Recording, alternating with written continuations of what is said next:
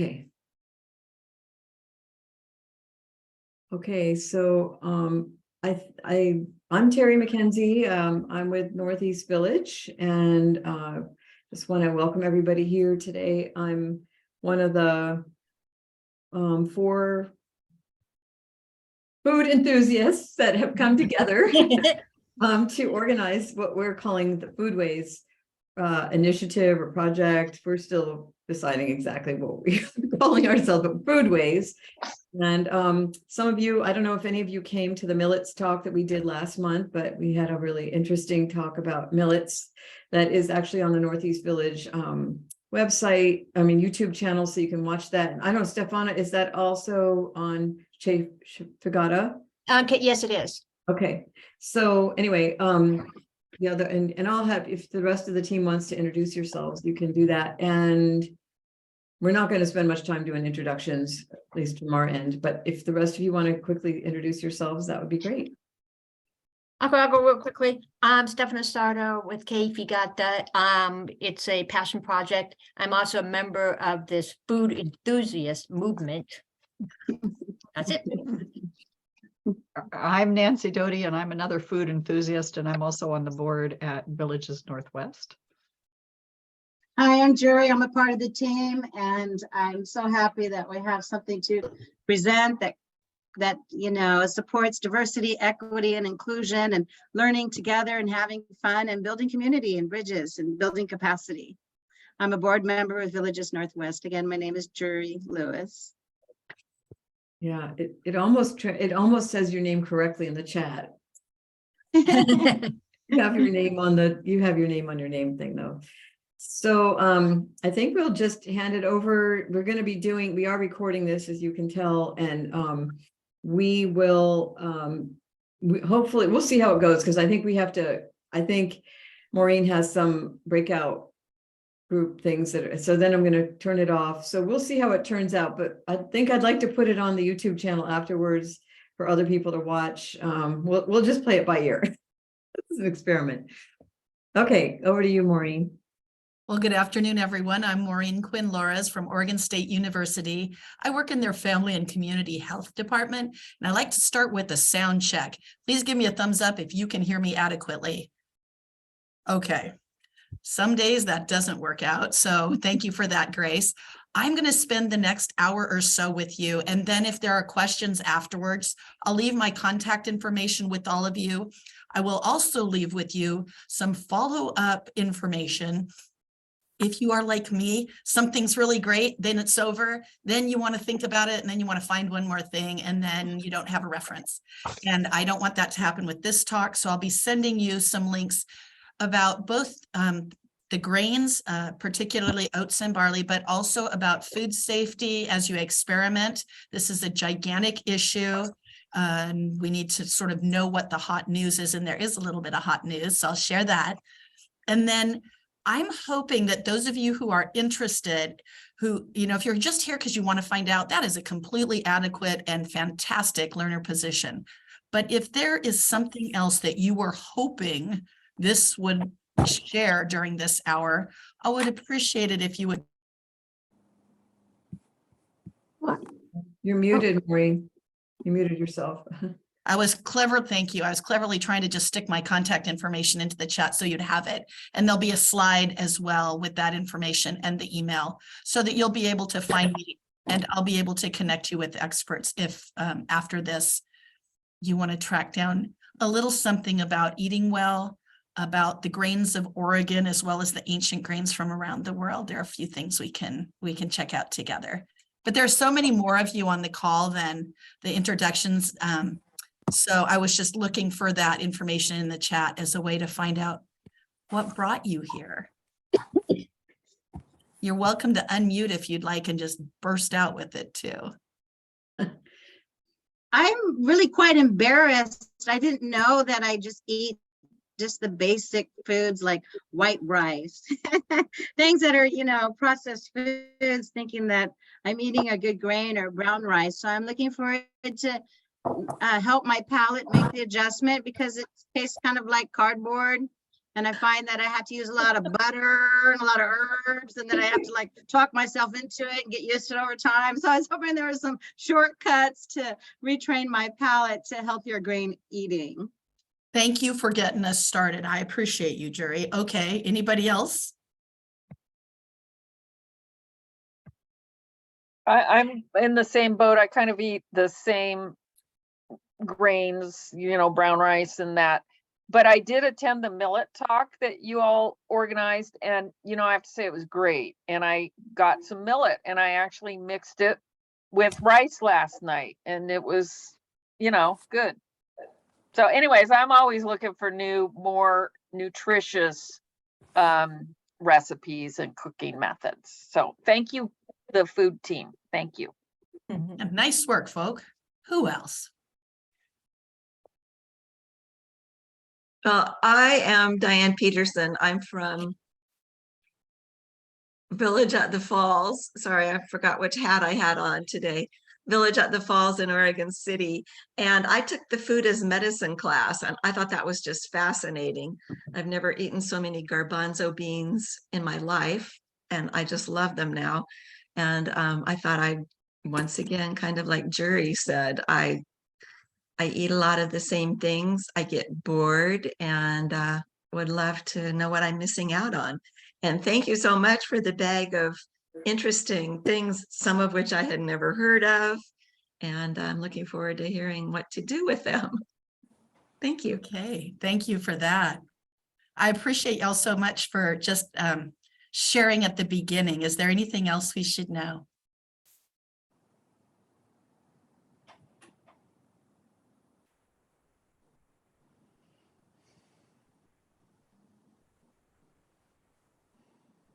I will say that I think taking this food enthusiast series seriously has helped me expand my husband's palate as well, because I use it as an excuse to try new stuff.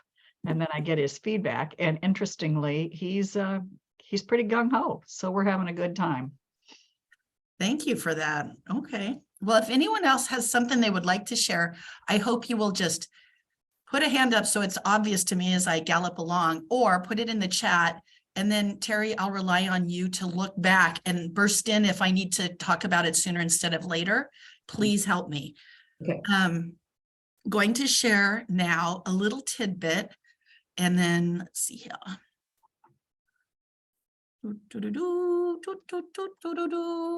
Now we will go to the slide presentation and back to the beginning, where a beautiful slide should be available to say, welcome to Whole Grains Hour at the Villages. I started working with Nancy, and I'd like to thank all of you though for the good care.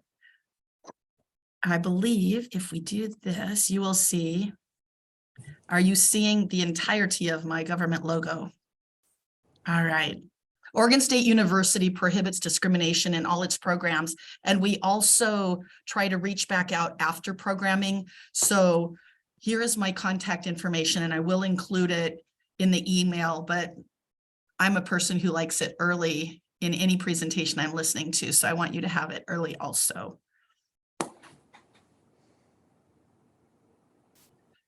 We're going to talk today after those introductions, which it just made more sense to have a full screen full of faces instead of words. And we're going to talk about whole grains today and foodways from across the world, some of which you already very much know about bringing these whole grains into menus. And I always like to rely on the group knowledge, because it's who we spend our time with, are the people right around us. And if we don't make ourselves available to the knowledge that they already carry, a lot of times we miss out on very pertinent information. Plus, it's just fun for me to do food adventuring with my friends. So that's what we call it, because we spent a lot of time with little kids. And so we don't expect them to like everything all at once. So we just say it's a food adventure until it turns into something else. The other thing we're going to talk about are the ways we identify whole grains, and that is going to include oats, which are sort of old, and barley, which is ancient. It's considered an ancient grain. And then we're going to talk about strategies that you choose for enjoying variety. And in the Portland metropolitan area, so Washington, Clackamas, and Multnomah counties, there is a gigantic push to acknowledge the hunger that a lot of our neighbors are living with and look at how we can be consumers that do not waste food. Nationally, depending upon whose research you're reading, up to 20% of food is thrown out while it's still food and not compost. And I am on a personal mission to expose everyone with whom I speak to that thought so they can look at the ways that are pertinent to their lifestyles about how to reduce the waste that is in your sphere of influence. Even if you're doing the greatest job in the world, I'm still going to say it when I'm near you because that's just what I'm doing. So that is just a thought that I'm helping to educate about.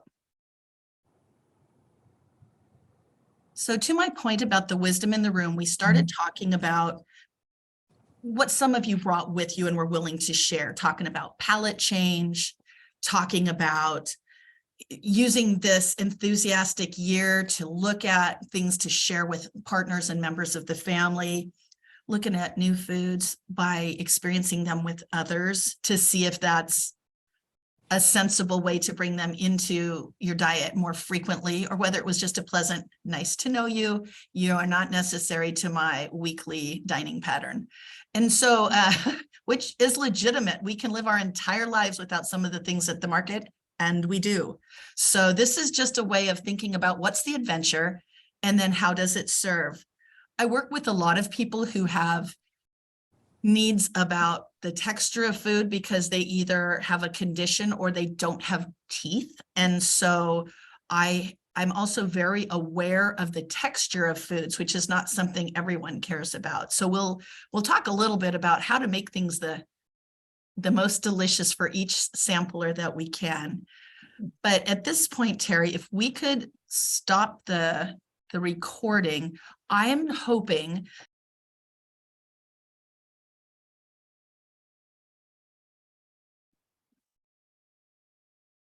all right. While some of you share some of the tips and tricks that you have, I'm going to move us a little bit ahead.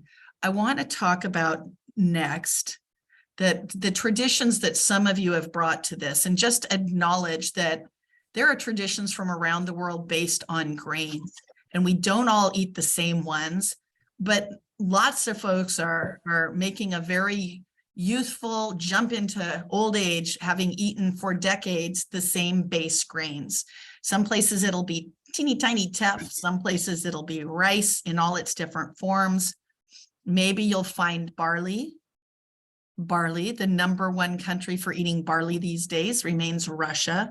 But here in the Northwest, we grow barley too. So we're going to talk about oats and barley just a little bit because I had been asked to sort of emphasize one. And when I saw that you did millet last time, the planning team helped me to know about that. I wanted you to also know about ancient barley.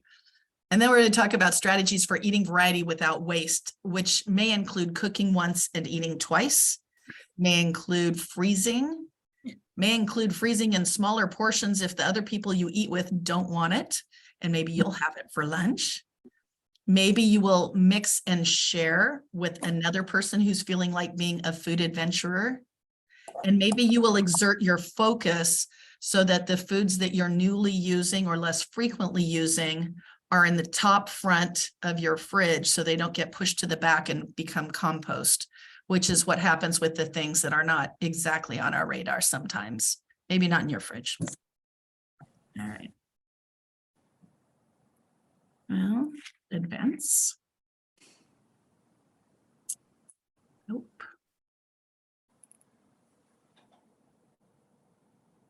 One moment, folks. I was not getting an advance and I didn't know why. Let me try this one. All right, switch to a good view that we like better. How about that? All right. I wanted to just show you this close-up of some quinoa because a lot of times we see quinoa that's a golden quinoa, and that's actually one of the quinoas that's being grown here in Oregon. Quinoa comes a lot of times down from Chile, Peru, Bolivia, and we adore it here in the Northwest, and we eat a lot of it, and it's become priced a little bit higher than what you would call a mid-price whole grain, has a high protein count. But eating local foods is a food waste. So it's become challenging in parts of Chile and Peru and Bolivia to eat quinoa because so much exporting is going on. And with that being the case, we're doing some trials here in Oregon about how we might be able to grow a more local kind of quinoa with a similar profile of benefits and goodness, but that's not traveling so many miles. And that's part of when we talk about eating locally that that many of us think about, because it's also the road miles for that food. And so if you're looking in your local store and you're eating locally because it's in your local store, that's true enough. But it's also the case that some of those things that show up at the farmer's market that were grown fewer than 10 miles from you are another part of eating locally. So you can consider either one, but I want to talk about it at any rate. Now, I know there are a lot of very experienced chefs in this room, but I still want to talk about what whole grains are. So might come from grasses, might come from the cereal family, but the bottom line is they have a bran, they have an endosperm, and they have a germ. So the germ is sort of the innards of life on the inside of the grain. And then the endosperm is the food middle. It's the food that's there for that germ to create a whole nother plant life if it's so inclined. And then on the outside is the overcoat of the bran, protecting it all from turning to mush and fighting against the natural elements and pestilence while it obtains its maturity. And so a whole grain must contain all three parts. And in the American food system, sometimes we move things around. But when all three parts are present, that's the whole grain. So whole oats that I sent you, definitely a whole grain. If they had come right off of the plant and had been vaguely pushed around and put in the bag as groats, just a little cutting, that would have been the least processed form of them. But as long as they have that interior germ and then the endosperm around it for food, and then the overcoat of bran, that's what constitutes a whole grain. So it's easy to make a rolled grain out of whole grain? Even though it's rolled into a flake, it's a whole grain? It can be a whole grain? It can be a whole grain because they didn't ditch the overcoat. But there are some grains that have extremely branny outer coats and they're spiny. And so there are some grains that are routinely hulled, removed a part of their, they remove a part of their overcoat, the bran, because, and sometimes they sell it separately. So that people who want a more tender mouthfeel might eat the slightly stripped grain, and then they might buy back some of the bran to sprinkle over the top of some of the menu items that they would like to be a little chewier. Or if they're trying to increase their fiber, then they know when it's coming because they've purchased it separately as a bran. However, rolled oats are a whole grain. Now, old-fashioned oats do a nice job of maintaining a slower release of their carbohydrates. But I believe there are one or two people on this call that also like to enjoy steel-cut oats. And if any of those people would like to comment on what they do with steel-cut oats, those are a fairly unprocessed type of oat as well. Well, I use steel cut oats. Actually, I just put them in pears or apples and bake them with nuts and sometimes juice, because I want to add some liquid in it so it doesn't dry out, and they're great. Thank you. I use steel cut oats if I'm going to make, well, I can do an oatmeal bar, I guess you could call it, and put them in my slow crock pot overnight, but I set out all the good stuff, chopped fruit and different kinds of sugar and toppings, nuts, all kinds of good things, so that when kids get up in the morning, they can help themselves. And steel cut oats maintain their texture a little better. So they're still nice and chewy and delicious the next morning after they've cooked all night. That texture thing's important, isn't it? Mm-hmm. Yep. So if anybody else has a favorite oat use, please feel free to put it in the chat, and Terry will save that for y'all as a resource. But I had a Good. housemate. I had a housemate once who was from Germany, and he ate whole oats, not the steel cut, but whole oats every morning for breakfast, but he didn't cook them. He just put them in a bowl with water the night before, and the next morning he ate them. They were cooked, they just absorbed the water. Actually, there are a lot of cultures that don't cook them and they just moisten them like that. And there are recipes on the internet as we speak for different moisteners to do just about exactly what your former housemate did. It just depends what you're raised with, right? And you got all the goodness of them. One thing we're talking about now is how long they sit out. So your roommate put them out and then ate them. They were not out for a tour. They were a planned part of the next day's meal. And that is an important food safety point. So One of the things I've heard about that, Maureen, is if you soak them overnight, that it makes them more bioavailable. Like there's something in the oats that makes them, they're much more bioavailable if you soak them. I think it's somewhat maybe along the lines of sprouting nuts before you eat them. You sprout them and then roast them. So there's a whole bunch of truth to the idea that if you think about what things start out when they're dry and then when they're wet for a while, what can happen, opening up and becoming more bioavailable for several things is true. The one thing that we're talking about these days is doing that soak step with cold water if it's going to be longer than an hour or so, because they have discovered a lot of salmonella in the food system as things go from one set of hands to the next set of hands as they're processed. And in some cases, just how seeds are starting to have a little salmonella in them. There are some groups of seeds that were suspected. And so they did some testing on them and they found salmonella actually inside of the seed coats. And so for sprouting, the suggestion now in the States is that cover one's grains with cold water, not tepid water, to make the growing environment less friendly to salmonella. And that is an especially important point because if you are pregnant, have a chronic condition, or are what is considered a senior citizen, you are in a category where they say you should pay more attention to food safety, because if you have an episode of foodborne illness, it can dehydrate the little kids and the pregnant ladies' fetuses, and it can do that to seniors, but it can also cause arthritis flares.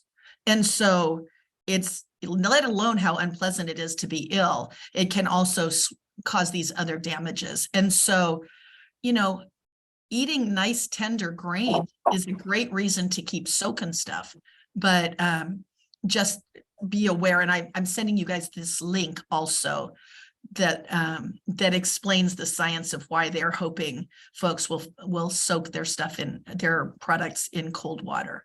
But that's the long of it. And then you can read the longer of it in the article. So other comments about oat use or other grains? The soak step is super important, especially if you're trying to change the texture of something like for a rice pudding. And I'm also interested in talking about just the genius of oat fiber, because it is amazing. And it's what they consider, some of it is beta glucan is the sort of soft, squishy, water sucking up fiber that is a super helper to the intestinal system. And so one of the really nice things about oats is that if you're using them in their less processed forms, like old-fashioned oats versus the quick ones or steel cutter groats, those are releasing, their sugars more slowly so that they don't hit your bloodstream so quickly. They enter more calmly and more slowly. So the sugars are entering that way, but the fiber, meanwhile, is just sort of scrubbing along in your intestines and pulling the moisture that's in there to help clean out regularly the intestinal tract. And many fibers do this, but the cool thing about the really water-soluble fiber that's in oats is that it is a sort of a soft scrub.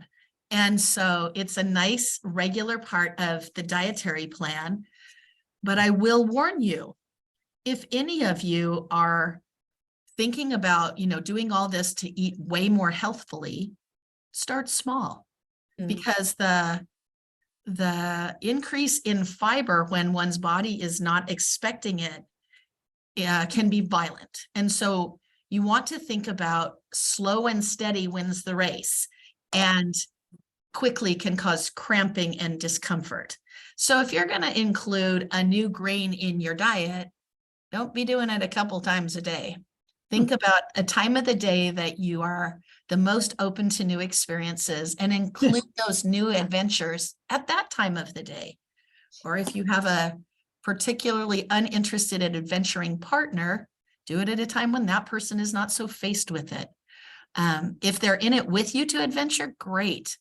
But I mentioned this fiber issue because when people are really on a tear to improve themselves, it is sometimes the case that too much fiber comes to visit and it gives people intestinal distress, which is then sort of antithetical to feeling more healthy.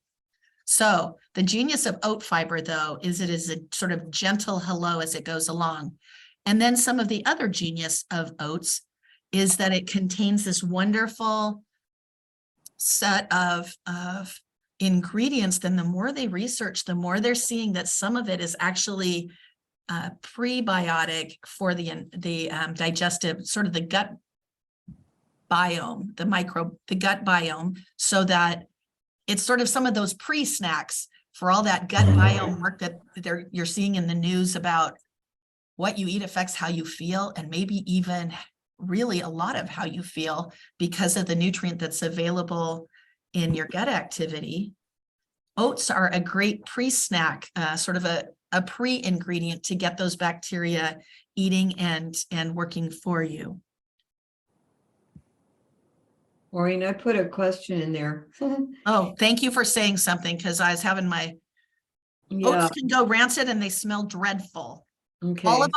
All of them are subject to rancidity because, so the question for those who cannot see the chat, can oats go rancid? Can you tell us what grains are subject to rancidity? They all have potential because the germ is full of essential oil. And so if the germ and this carbohydrate rich endosperm are hanging out with this bran, you might not smell it right away because there's this nice overcoat over it. But later, the stench of oil that has lasted too long in a jar and not on a plate can come from all of them. And if you can smell it, it's occurred. You can prolong the shelf life by keeping things in a cool place and a dry place. But you cannot stop it because in the inherent nature of the oil, there'll be a moment when it turns, but you can interrupt the process by reducing the number of factors that are pressing on the erosion of quality. So cool place, dark place, dry place. Some people put their stuff double wrapped in the freezer. If you put it in the freezer, at least double wrap it, because the frost-free freezers remove moisture each day, and at some point they start pulling the moisture out of your frozen products, and you can actually get freezer burned grains because the moisture can be pulled out to a point where then they won't cook nicely. Terry, do you feel answered? Yeah, because I only learned a few years ago that rice can go rancid. I had no idea. So, Oh, another bad smell. Ah, yeah. Yeah. okay. Anyway, Thank yes, you. thank you. Thank you to all of you who put things in the chat. So I'm just going to review for a moment.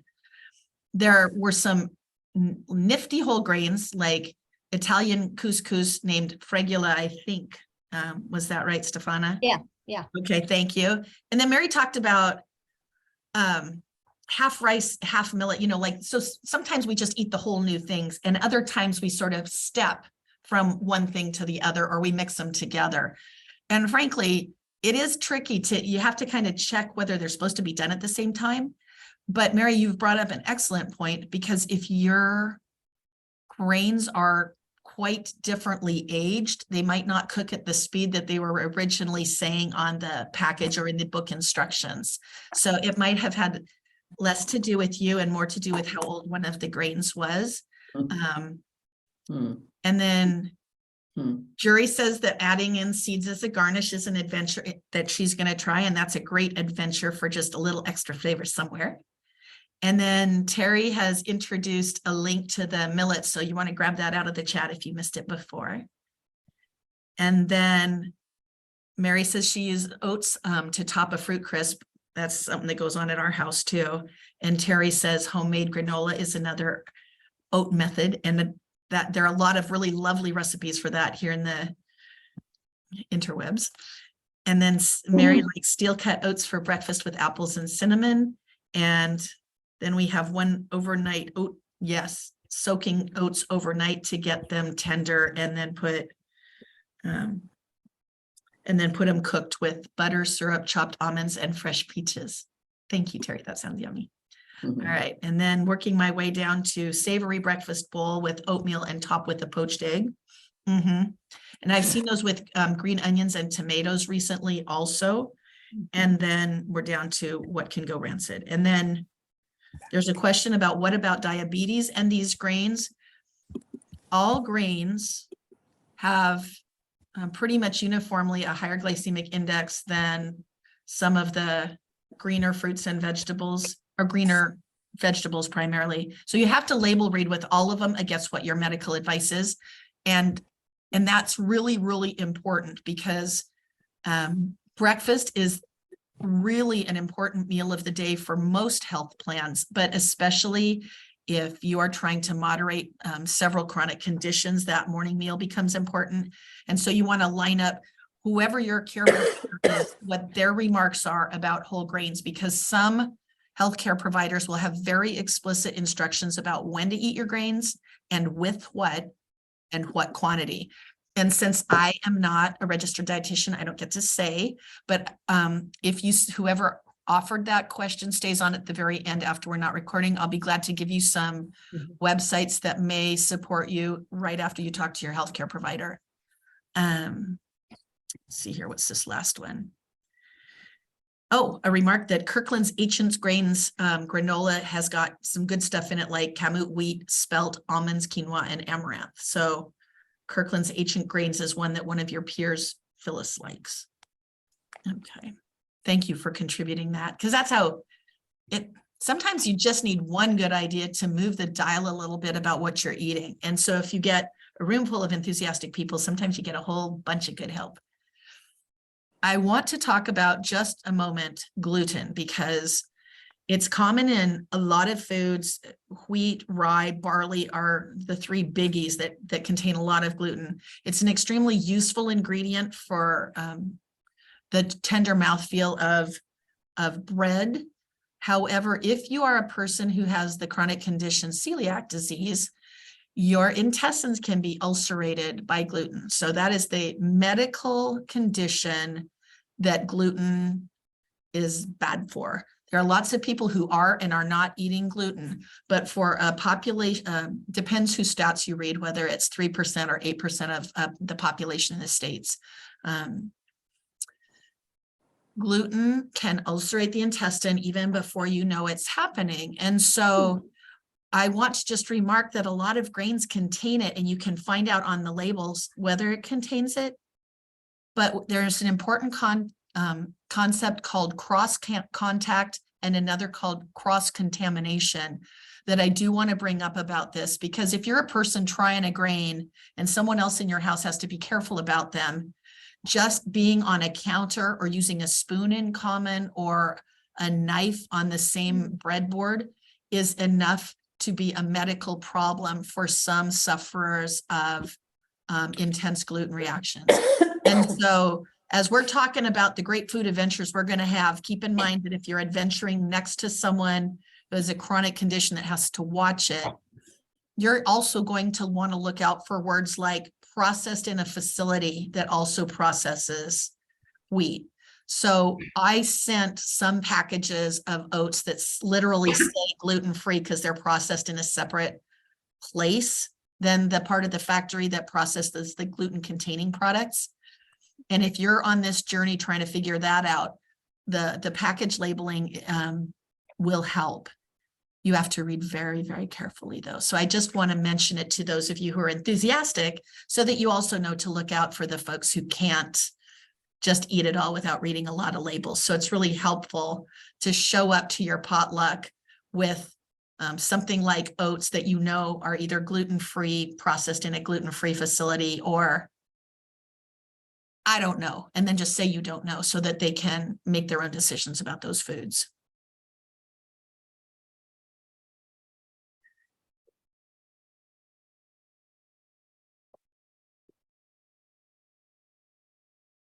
All right. Guess I was here just long enough to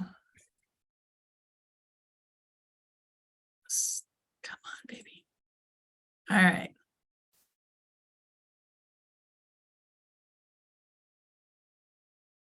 Something is jammed up and I do not know how to stop it, but can you easily see a whole bunch of blabbing about different grains now? All right. Thank you for that. So I want to talk about the barley you got because hulled barley still has its outside overcoat.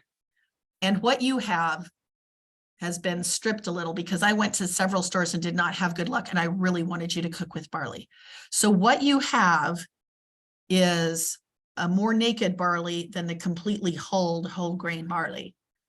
However, this kind of barley is actually used heavily in some countries, and they don't use the whole hull here. They get their fiber in other places, but barley is one of the most ancient grains, and it's considered to be the oldest recorded cultivated grain by some counts. And so I wanted to bring that up because I know you're exploring the ancient ones. It's ancient. But it has a very, very pokey exterior. And so in a lot of cultures, notably in current Ethiopian culture, they get it a little wet and then they rasp it a little bit and press down on it. And they get rid of part of the hull because it makes it a lot more palatable in many recipes where you notice the texture. And so whether it's hulled or hull-less, if it's pearled, it's not a whole grain because it's been stripped. But if you can find hulled barley, I really want you to try it, even though it takes a long time to cook, because it has a wonderful, wonderful toasty flavor. It goes well, meat or not meat. It goes well in soup and stew, and it goes well frozen and brought back out and flung under your sauce when you're cooking for one at the last minute and you're like, oh my gosh, I need the other half of this. I don't want to see another piece of bread or tortilla. Just pulling out that 1 or 2 cup portion of whatever grains are your faves. Quinoa's a little bit slippery if it's in the freezer very much, but barley holds up nicely for a couple months. And you can just pull that out and quickly heat it in your soup or stew, or heat it for under your sauce and be very well satisfied. But if you're trying new stuff and you're not sure if you like it, one of the nice things to do with it is to freeze part of it, unless it's a really fine grain, like I say, like quinoa, gets a little mushy. So you'd have to put it in something soft because you'll feel it. It's gotten soft in the freezer. It doesn't enjoy the cold, but the barley really does. And if you cook a batch of it and you find out, oh gosh, way too much of this, freeze a little, label it so that you can tell exactly what it is later. You know, there's a little spot for a label, be sure and use it. And when you cooked it, because if it goes in and never comes out, it's not food unless you eat it. So you want to make your freezer full of food that actually will come out and be eaten. But just 1 cup at a time, whether it's in something like this or something like this. And if you do want to use more permanent containers, you can fill a container like this. And then once it's full, stuff a folded piece of wax paper in the middle and just create a dent all the way to the bottom. And then you can just use one side or the other, just tear them apart later. And that way you can use a more permanent container and still part it out into smaller portions, but just freeze it all in the same one if you want. I also want you to think about who you live by, because it may be the case that you want to be a food adventurer with a partner. And maybe if you're just cooking for 1 or 2, you're like, that rice cooker is too full. I don't want to see it all week. That's what happens at my house sometimes, is something like quinoa. I am the person eating it, no one else. And so I've turned to putting it into my lunches. I enjoy it a great deal. It's a 1 portion thing. And then no one else is seeing it in the fridge and it stays fresh because I've accounted for the fact that only 1 person will be eating it. I want to make the point, though, that with barley, you can cook it right into your broth or right into the flavorings. And then it has a layer of flavor inside of it. And then, you know, and it's sort of immersed in it. And then you can add it to the flavor profile of whatever else you're cooking. But it does cook nicely in broths. So whether it's vegetable broth that you've saved off of a few things and it's in the freezer and you're going to thaw it, and then you put your barley in it. So whether it's freezing or cooking it once and eating it twice, or mixing it, as several of you have mentioned, you take your new grain and just make it 1/3 to 1/2 of whatever the recipe is and see how it goes down with you or with your other eaters, or that you share with others, but that you use focus. So if you're trying a new thing, when would you actually eat the rest of that package? So that is an important consideration, because that essential oil that's in the germ will begin to go away if you don't use it in a timely fashion. All right, and the last thing about focus is that if you think about what sounds yummy together, when you're shopping, you're more likely to have those little tidbits. But if you know right from the get-go, I'm going to eat this stuff with my green onions and my mushrooms. The other thing you can do with something like this is you can fill part of it with grains and then cook double or triple of what's the vegetable for dinner tonight, and then put that in the other half. And then you have your own to go, which is kind of nice too. All right, I see Terry's added a little information about eating millets and assisting with lowering risk of type 2 diabetes. They've actually shown that these wonderful types of fiber in oats are also really good for heart health. That is an established claim. Well, I interjected that, Maureen, because when we had our millets talk, she brought up that question about millets being definitely low on the end of the glycemic Index.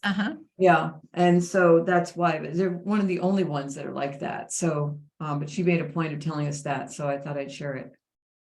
Thank you for that. Because I'm a fan.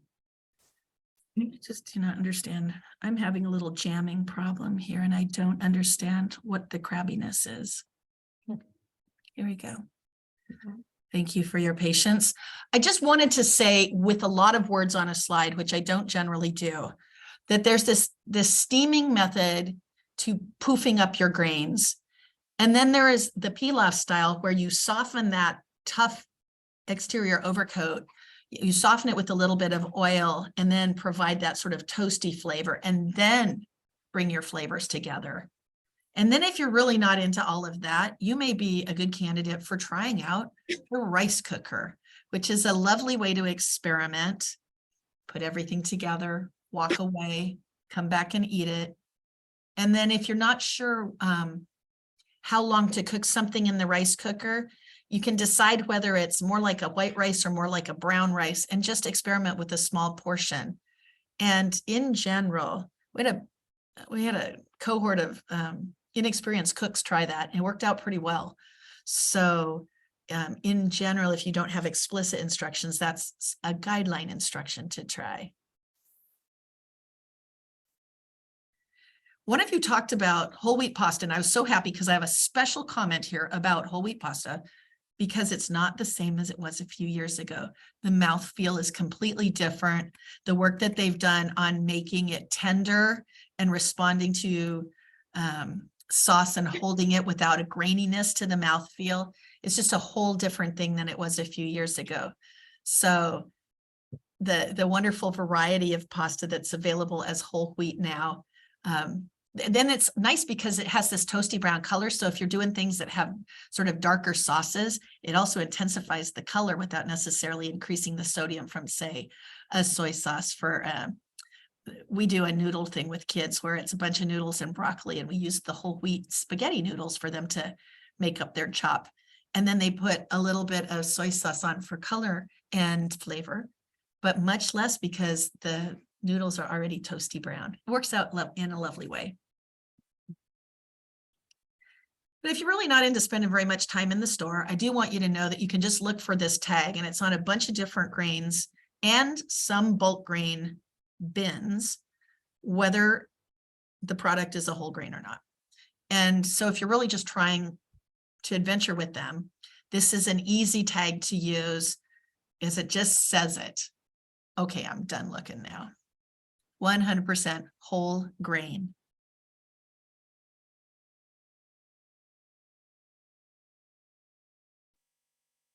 I did want to talk about storage and use because I never know who's going to be in the group with me.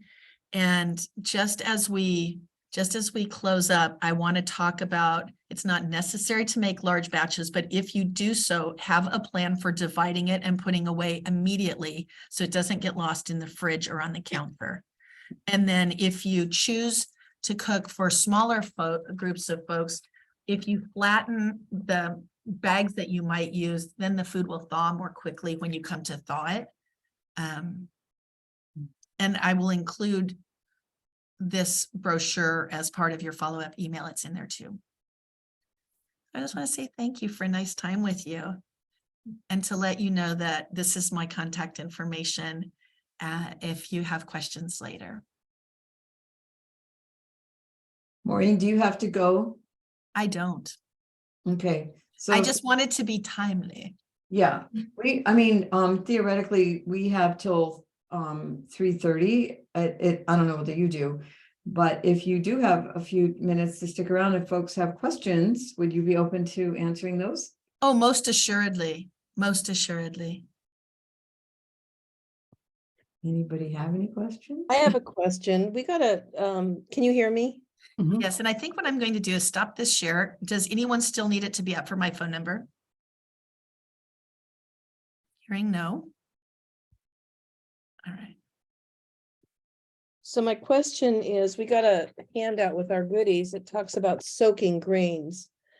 And I guess my question is, how much time does it reduce the cooking, and how much less liquid do you need? I know how to cook rice that way, but I don't know how to cook any other grains that way, where you soak it. Because usually for rice, it cuts down the time and the amount of water you need to cook it. Yes, and I have to say that soaking, I was mesmerized by the new information about anti-salmonella behavior with cold soak instead, but it changes a little bit of the texture on the outsides of some grains. I don't have a complete answer for you about that because there are a couple things that affect it. One important thing is how old is your grain? And the other thing is how thick is its outer bran? And so a white rice that you're soaking to make a tender, non-whole grain rice pudding needs a lot shorter visit to the cold water bath than something like maybe some of the other things you might be soaking.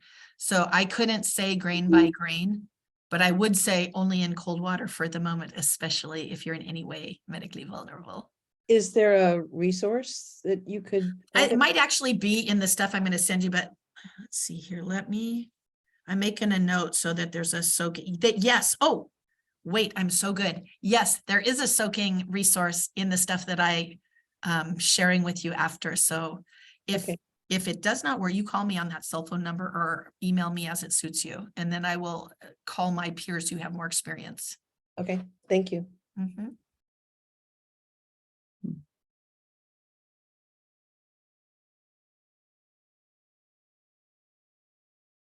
Full true confession, I am not much of a soaker because it seems that the kitchen is not my relaxy place these days. So it's more of a, okay, it's now or never. And I saw you, Nancy. What were you going to say? Oh, I was going to say that in the bags, in the additional bags, we got things like teff and kamut and amaranth. And I tried amaranth, but when I hear that it is in an ancient grains mix in something like, you know, the granola that we talked about, is it popped or how is it? Quite often. Okay. All right. So it's not just the raw grain. It's had some treatment anyway, because I have to say, I'm going to have to work on that one. Yeah. Amaranth is a little different and it wasn't entirely successful, but I'm working on it. I still have more in the bag. What were you trying to do with it, though? I'm curious.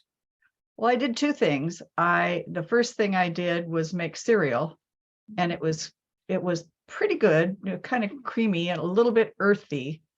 That was better than trying to make tabbouleh, and it was just too creamy, too mushy to make tabbouleh. I will try it again with much less water.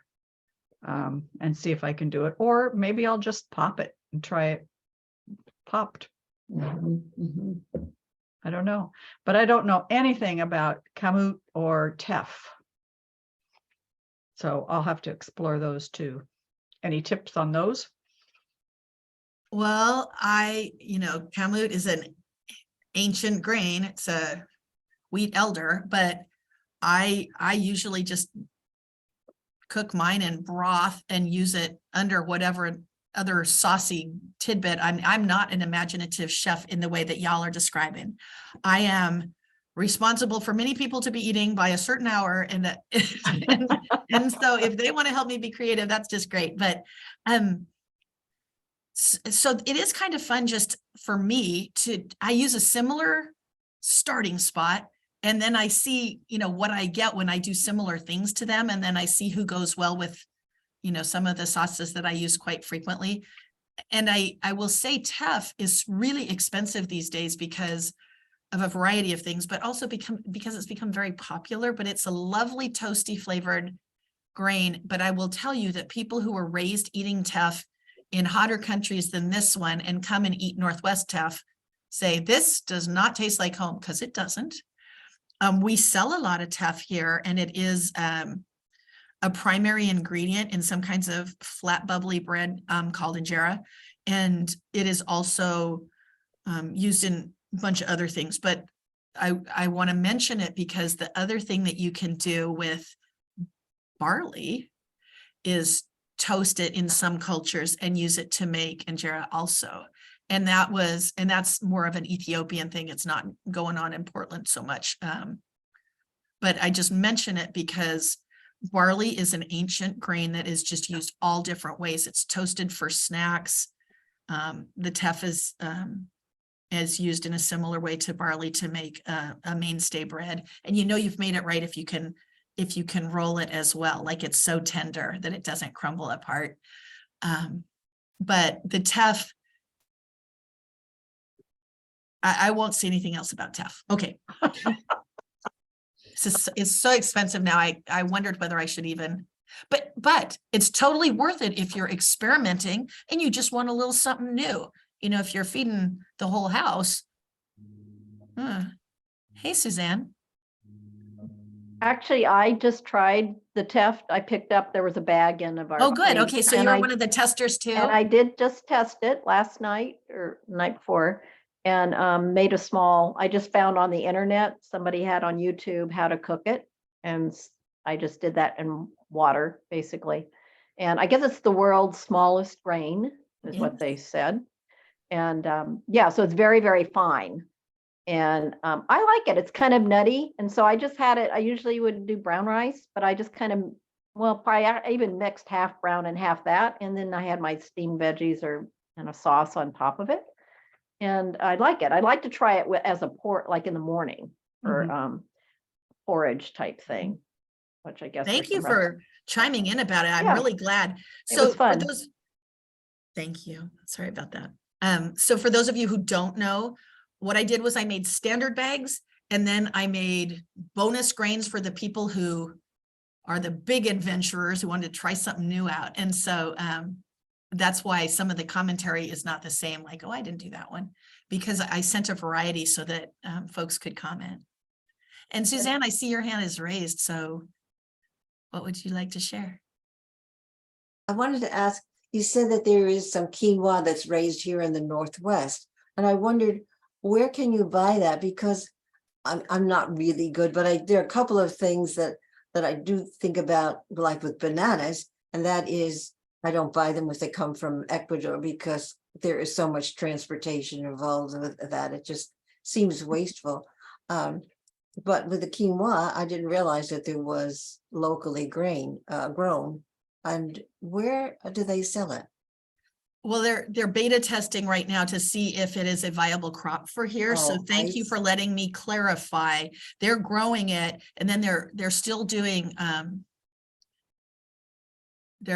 they're researching whether it grows similarly and maintains a good nutrient profile, which it will to a certain extent, but they want to have a lot more exact information about that so that they can go to growers with a more complete story of how it might do here.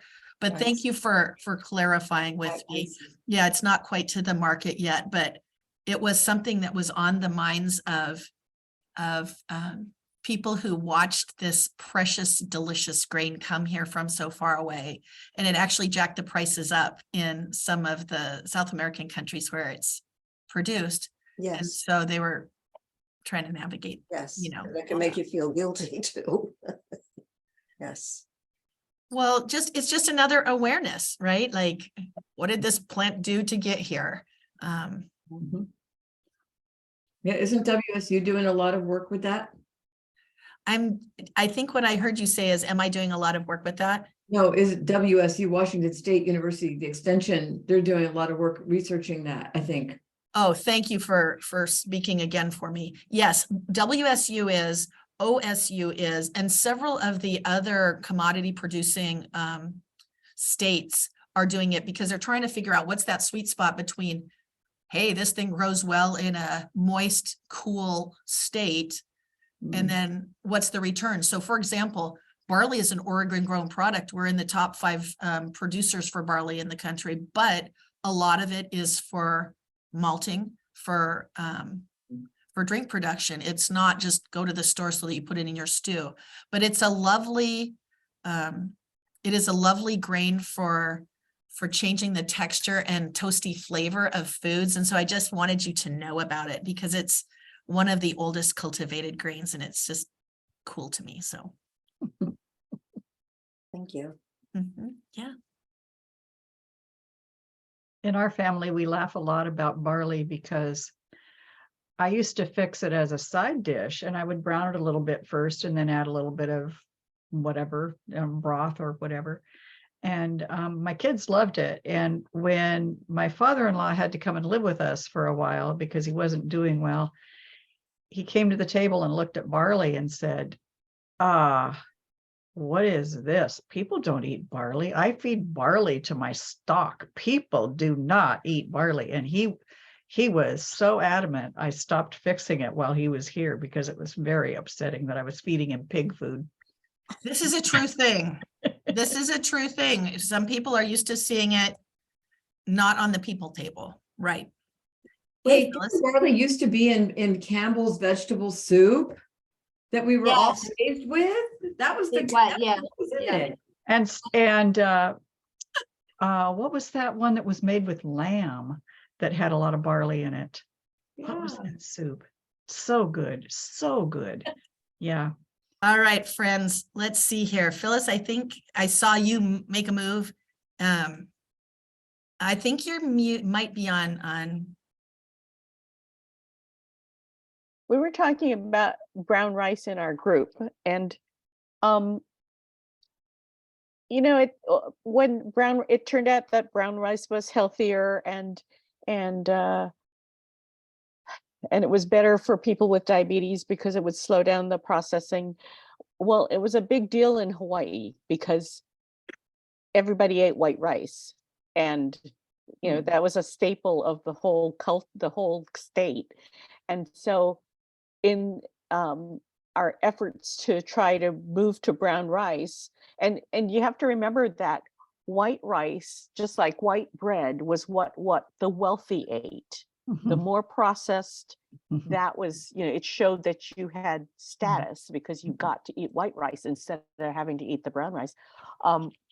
So that was another reason why it was really hard to get people to shift about thinking about eating brown rice. So what they started doing that they would sell in the market is what they call hapa, which is a Hawaiian word for half. So they mixed half brown and half white rice and tried to get people to at least try that. And then when you got used to that little bit more texture, then you could start moving. So I started doing 3 cups of white to 1 cup of brown, you know, to get the family to buy in. And, you know, now I do 50-50 all the time and nobody says anything. I have tried it with all brown, and it doesn't make a difference to me. Some people care less for it, you know, it depends. But I haven't noticed too much about the needing to cook it longer or with more water. My dad did say that in the rice cooker, he puts a little more water, and before he turns it on, he lets it sit for 15 minutes to half an hour in the water that you've already, you know, put in, and then he turns it on, and he thinks it comes out. He thought it came out better that way. So that's a thought if you're trying to get your brown rice to be a little softer. Just let it soak a little bit before you start heating it. I appreciate your remarks on several levels and thank you for them. You talked about how an entire culture has an investment in how we eat. And then there's this health message coming in, and some people think it's a great idea, and other people are like, please stay away from me with your chewable rice. And so a couple of things are going on there. There's that half and half thing, which can be very persuasive. There are recipes that are not ever going to be the healthy adaptation in my extended family. And so what happens is we eat it the traditional way in smaller portions or less frequently, or in big portions and less frequently. And then that's it. And then we change. I do not play with the recipes where I have no business changing the rice, but I do just say, oh, but I'm not going to cook that one as often because I need to create this other variety. And your comment about how it's offered halvesy, what did you call it again, Phyllis? Hapa. Yeah. So thank you. So that people can make the choice if they want. It's not too hard. It's already put together that way. And then I think your dad's really wise. That's one of the ways that you can make it more tender. And that becomes really important if you don't know how old the grain is. Or if it's a grain like brown rice, which has a very sturdy overcoat.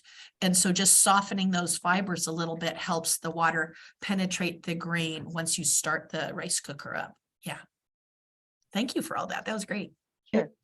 It hasn't been very many years since I became acquainted with all the different kinds of rice, long grain, short grain, arborio, you know, for making paella or making Asian food or making, you know, whatever. And so we have several kinds of rice in the cupboard that we choose from. And I think that brown rice has a place all of its own. as well as half and half to make it more healthy when you're doing some of those other rices. But they all take different amounts of moisture and different amounts of cooking time too. And that is where cook once, eat twice comes into it. So if there are grains that you want to integrate into your meal planning, but you know that you don't have full buy-in from the other diners, that's a place where maybe it becomes a half and half, or maybe it becomes part of it's mixed together and then part of it's garnished. And so you can either have the basic or you can have extra if you already like it. And that way, you know, Phyllis, what you said about, and you know, now that we don't have discussions about this or something like that, it's because it becomes a change of the norm. And so you're simply inviting people to have a new experience. And then the cooker says, oh, I just cook like this. I don't know, maybe it'll be fine today. Yeah. Or you say, this is what's for dinner. If you don't like it, you're welcome to make a peanut butter sandwich. Well, I consider myself a foodie. And so I like to cook because I like to eat. But because I grew up with rice around all the time, we make rice, can put rice into anything. But one of the dishes that we learned about when we lived in Saipan, which is the Northern Mariana Islands, is they offered at one of their restaurants, you know, like a hamburger joint type place for breakfast. It was, they called it fried rice with an egg roof. And so what my dad always told me fried rice was all about was that's your get rid of the leftovers dish. You know, you have leftover rice, you have, and it works better actually if the rice is cold, like out of the fridge, because it's drier then. But you can chop off leftover meat, leftover vegetables, stir fry it, throw the rice in, you know, add some seasoning like soy sauce. To me, what makes it really good, that's the Chinese secret, is oyster sauce. So I always use that. But if you have, and then if you have leftover fried rice in the fridge, then you warm it up in the morning and you fry an egg and put it on top, and it's a great breakfast. And it has all those vegetables and other things in it too. Yeah, like congee. You can make congee in the morning too, which is like almost like rice pudding, maybe a little more moisture Soupy. than rice pudding. Yeah. But put a whole bunch of good stuff in there too. Yeah. Fun. I have a similar story, I think, like Phyllis has. So my husband a few years ago wanted me to start using whole grain pasta. Well, I grew up with a New York mother, Italian New York mother. I'm saying this because there are some stereotypes that I think are true. And you just wouldn't use whole grain, the red sauce and so forth. Anyway, long story short, I like whole grain, and I feel that I'm a food enthusiast, but I did not see making whole grain pasta with my traditional slow cooked Italian red sauce. I said, they don't work for me. So what I did, when it's a success story, is I looked up Northern Italian food, which has more creamy and white type sauces. And it's a yogurt sauce is one that I use, and it's really good. You can add mushrooms to it, in fact, and it works really well. So now my favorite whole grain spaghetti pasta, that's the other thing, is it's a certain type that works well. It's just whole grain pasta with a yogurt sauce and mushrooms. And and you can add ground meat to it, like ground pork or ground turkey, and it's really good. So I guess if I wanted to sum up what I'm saying is that I think for some of us, we grew up eating food a certain way, and then when we want to introduce something new, it just doesn't quite gel, is try to make it perhaps a way that's different from your upbringing. And then I think you can get to like it better. In my case, that's what worked for me. Because I didn't want to eat food because it's nutritious. I want to eat food because I love food. There's a difference there for some of us. If it happens to be nutritious, that's good. Right, exactly. Hey, Stefana, so what kind of what kind of yogurt sauce? Like, what do you put in your yogurt sauce? Well, does that one mean? thing that's very Italian is it's all about good ingredients. So you want good yogurt. So it's just a plain, I don't even use what's it, whole milk. Whole I milk. Mhm. Yeah, I don't use the whole milk one. I actually use half the non-fat plain yogurt for my husband's sake. And I use thyme or rosemary and ground turkey, olive oil, and whole wheat pasta. And I think Maureen mentioned something which wasn't even aware of, that the whole grain pasta has changed over the years. That might be something to look at too. Don't just get any kind. Try whatever the best that you can. It does make a difference in the texture and the flavor. So if that's helpful, you can always email me. I can give you the exact recipe I use anytime if you want. I'd love to. I just recently read for a book club thing, a book written by Stanley Tucci, the actor. Oh, yes. And in it, he was talking about growing up Italian. Yes. And so he throws all these recipes in there, but he explained about what rough cut pasta is Yes. that I wasn't aware of before. Mhm. And so apparently they are bronze cut. I Bronze think you'll cut, see that on the package.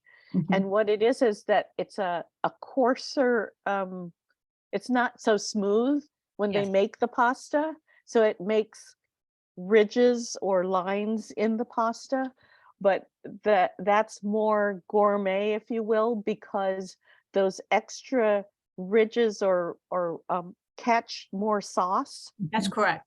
So it sticks to the pasta better.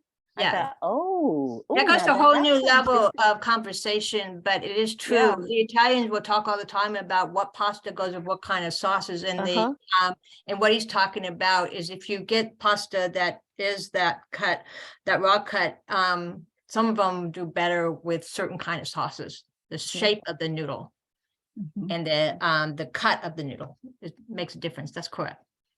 I think that book is just called Taste. Yes, it is. Stanley Tucci, Taste.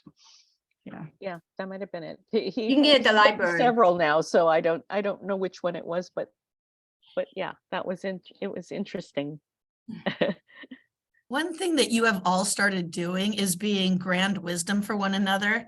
And I appreciate that a lot, because what happens is you've got enthusiasm about this, and then someone else does too, and they recognize that you are a person they could talk with about it. So I appreciate that you all have been so generous with me and with each other, talking about what you find delicious or interesting. And it is an adventure. And if you're unaccustomed to the flavor and the texture all being there at the same time, sometimes it's sort of surprising, like when you switch to whole grain brown rice when we've never cooked it that way before. And so there really is a strategy of making steps to what your ultimate goal is, whether those steps are, I am changing this one thing now so that it's time bound. So I would like all of you, if you're willing, to think about what you've experienced during our conversation and identify one change that you find interesting that you'd like to pursue. And you don't have to tell, but I would like you all to consider a new grain to try or a new way to try it that you find appealing. And if you're willing to put it in the conversation or the chat, that's great. And I see Nan has a question about the recording, and Terry is going to be the steward of that. But we're just summarizing what people are taking away from here. And if you don't want to talk about it, once you've got your one thing that you're going to try or that you have enthusiasm for, just do a thumbs up so I can gauge whether the room is done or not.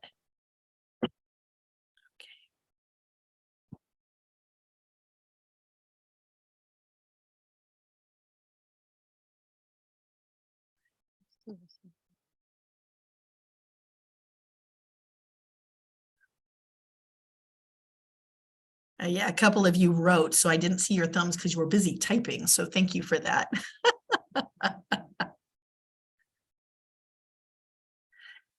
If any of you take away from this that you want to get a rice cooker, I want to let you know that there are 3 different sizes. Tiny household, biggish household, and I need a lot of rice right now. So you'll be able to find a size that will work with cooking for your meal or making enough over to store and try. And just to add to that, if I may, we use rice cookers a lot in this household.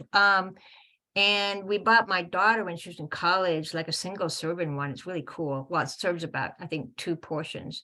And usually, from my experience, Asian markets are a good place for more variety of sizes of the rice cooker. Any final remarks for us? I really enjoyed it. I think if we were still on, I'd be talking and taking over. Well, I want to thank all of you for your enthusiasm about whole grains and thinking about where else they might work for you and how you can share that with others in a way that works with your lifestyle. I appreciated being here with you today. Thank you. Thank you. Very much. Thank you. I'm gonna Thanks. stop the Really recording. fun. Thank you. Thank you. And I want to And stop nice to meet everybody. You I'm too, Diane. the recording, but I want to make an Likewise. announcement to folks before we go. So I'm stopping this.